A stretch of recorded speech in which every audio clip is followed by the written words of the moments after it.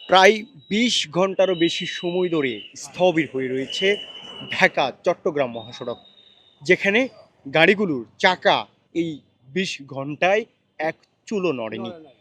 এমন অবস্থা সৃষ্টি হয়েছে দেশের এই অন্যতম প্রধান সড়ক জুড়ে, যেখানে হাজার হাজার মানুষ গতকাল রাত থেকে পায়ে হেঁটে পাড়ি দিচ্ছেন বিভিন্ন স্থানে।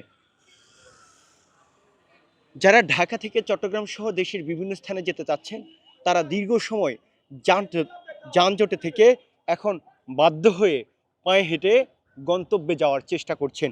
বেশ কয়েকজনের সাথে আমরা কথা বলেছি যারা ৫ থেকে ৬ ঘন্টা ধরে হাঁটছেন। কেউ সকাল ৬টা থেকে বেলা এখন প্রায় ১টা বেজে গেছে, এখন পর্যন্ত তারা হাঁটছেন। এ হাঁটার শেষ কোথায় সেটিও তারা জানেন না। তবে নিজের যে গন্তব্যের উদ্দেশ্যে বের হয়েছেন, সে গন্তব্যে পৌঁছাতে যান তারা।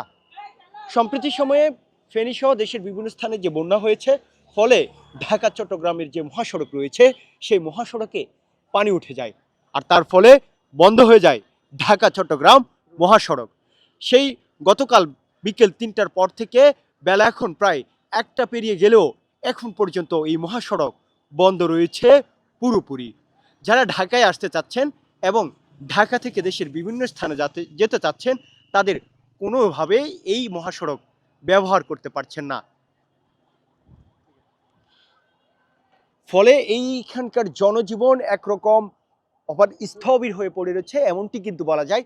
আমরা সরাসরি যেখান থেকে কথা বলছি এইটি মহিপালের, অর্থাৎ মহিপালের এইটি হচ্ছে ওভারব্রিজ। সে ওভারব্রিজের উপর থেকে আমরা কথা বলছিলাম এবং যেটি দেখাচ্ছিলাম যে হাজার হাজার মানুষ কিন্তু হেঁটে হেঁটে যাচ্ছে সড়কের দুপাশ দিয়ে, তাদের বিভিন্ন স্থানে কিন্তু যাচ্ছে। এই সড়ক মূলত এইটি চট্টগ্রাম থেকে ঢাকামুখী সড়ক, কিন্তু এই সড়কে কিন্তু স্থবির হয়ে রয়েছে। আর ঢাকা থেকে মূলত চট্টগ্রামমুখী যে সড়ক, সেই সড়কে কিন্তু পরিবহনের সারি কিন্তু দেখতে পাচ্ছেন, অর্থাৎ যত দূর দৃষ্টি যায় ততই দূর কিন্তু পরিবহনগুলো সারি সারি দাঁড়িয়ে আছে।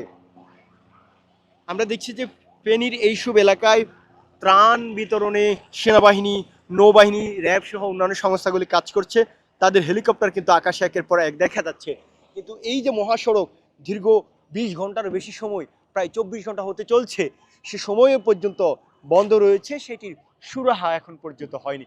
ফলে দেশের অন্যতম এবং গুরুত্বপূর্ণ এই সড়ক বন্ধ থাকার ফলে দেশ, অর্থাৎ যে যান চলাচল এইসব এলাকায়, বিশেষ করে যারা ফেনী, চট্টগ্রাম, নোয়াখালী, কুমিল্লা বিভিন্ন জায়গায় যারা যেতে চাচ্ছেন, বিশেষ করে এইসব অঞ্চলে, বন্যা কবলিত অঞ্চলে যারা ত্রাণ দিতে আসতে চাচ্ছেন বা তাদের সহযোগিতা এগিয়ে আসতে চাচ্ছেন, তাদেরও কিন্তু সেই সুযোগ কিন্তু হচ্ছে না এই একমাত্র সড়ক স্থবির হয়ে পড়ে থাকার কারণে।